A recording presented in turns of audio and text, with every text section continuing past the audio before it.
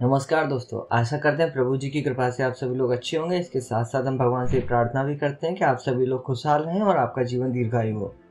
आज हम इस वीडियो में बात करने वाले हैं महाभारत काल में कौरवों की ओर से युद्ध लड़ने वाले गुरु द्रोणाचार्य जी के पुत्र अश्वत्थामा के बारे में। अश्वत्थामा गुरु द्रोणाचार्य और उनकी पत्नी कृपि के पुत्र थे।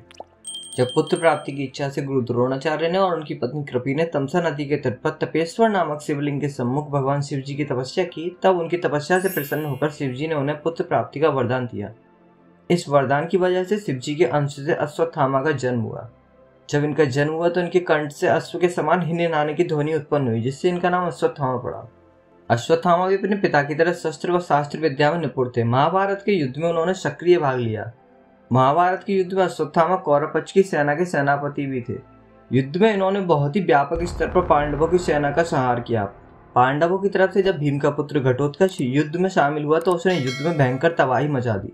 घटोत्कच ने मायावी शक्तियों के इस्तेमाल से कौरवों की सेना के कई सारे सैनिकों को मार डाला। तब अश्वत्थामा अकेले ऐसे योद्धा थे जो बिना डरे हुए घटोत्कच से युद्ध लड़े और जिन्होंने घटोत्कच को युद्ध में कड़ी टक्कर दी थी।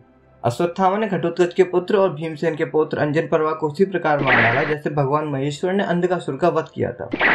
अश्वत्थामा ने अपने पिता द्रोणाचार्य के वध के पश्चात अपने पिता के निर्मम वध का प्रतिशोध लेने के लिए रात्रि में पांडवों के शिविर में पहुंचकर कृपाचार्य तथा कृतवर्मा की सहायता से पांडवों के शेष वीर महारथियों को वध कर डाला और उसने पांडवों के सोए हुए 5 पुत्रों के मस्तक भी उन्हें पांडव समझकर विच्छेदित कर डाले। अश्वत्थामा के इस पतित कर्म की सभी ने निंदा की थी। तो मित्रों, ये तो थी अश्वत्थामा के बारे में कुछ बातें। अब हम बात करते हैं अश्वत्थामा के दिव्यास्त्र के बारे में, जो कि कुछ इस प्रकार है।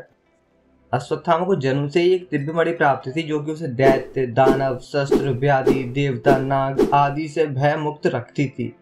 अश्वत्थामा के पास लगभग वो सभी दिव्यास्त्र थे जो उनके पिता गुरु द्रोणाचार्य जी के पास थे। आग्नेयास्त्र।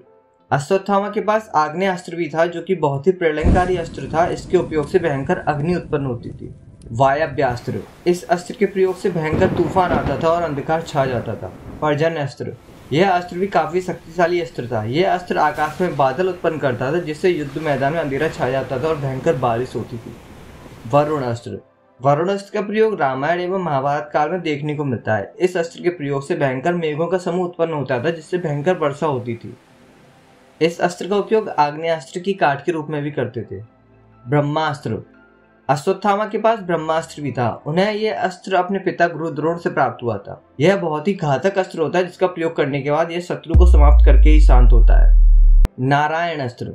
यह अस्त्र गुरु द्रोण को भगवान विष्णु से प्राप्त हुआ। इसके बाद गुरु द्रोण ने यह अस्त्र अपने पुत्र अश्वत्थामा को दिया। यह अस्त्र बहुत ही प्रलयंकारी अस्त्र था। यह अस्त्र अपने शत्रु पर कई सारे अन्य अस्त्र शस्त्र जैसे गदा, त्रिशूल एवं बाणों आदि से प्रहार करता था। इस अस्त्र से बचने का एक ही उपाय है कि इस अस्त्र के सम्मुख शत्रु अपने अस्त्र शस्त्र त्याग कर स्वयं नतमस्तक हो जाए। अगर ऐसा नहीं किया गया तो ये नारायण अस्त्र अपने शत्रु की शक्ति का उपयोग करके उसको और अधिक ऊर्जा के साथ शत्रु पर ही वार करता था। कुरुक्षेत्र युद्ध के 15वें दिन अश्वत्थामा ने नारायण अस्त्र का उपयोग किया जिससे पांडवों को भारी क्षति पहुंची।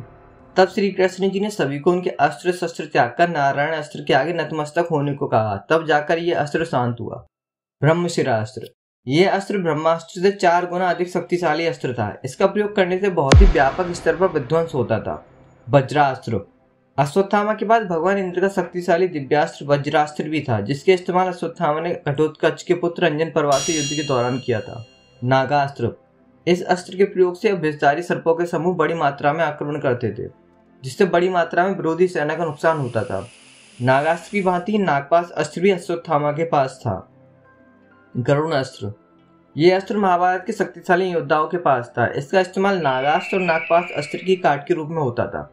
रुद्रास्त्र। यह भगवान शिव का शक्तिशाली और विध्वंसकारी अस्त्र था। इसमें 11 रुद्रों की शक्ति समाहित रहती थी और यह अत्यधिक भयंकर तूफान उत्पन्न करता था जिससे हजारों सैनिक एक बार में मारे जाते थे। तो ये थी अश्वत्थामा के अस्त्रों के बारे में कुछ बातें जिनसे उनके शक्तिशाली दिव्यास्त्रों के बारे में पता चलता है जो कि बहुत ही प्रलयंकारी और विध्वंसकारी थे। कमेंट बॉक्स में हमें टाइप करके ये बताएं कि आपको कौन सा अस्त्र शक्तिशाली लगा और आप इनमें से किस अस्त्र को पसंद करते हैं। अगर आपको ये वीडियो पसंद आई तो इसे लाइक कीजिए और इस वीडियो को अपने प्रियजनों तक शेयर भी कीजिए ताकि वो भी अपने महान सनातन धर्म के बारे में जान सकें। और हमारे सनातनी जानकारी चैनल को सब्सक्राइब करना ना भूलें और बेल आइकन के बटन को दबाना ना भूलें। आप हमें इंस्टाग्राम पर भी फॉलो कर सकते हैं। जय श्री राधे कृष्ण मित्रों, धन्यवाद।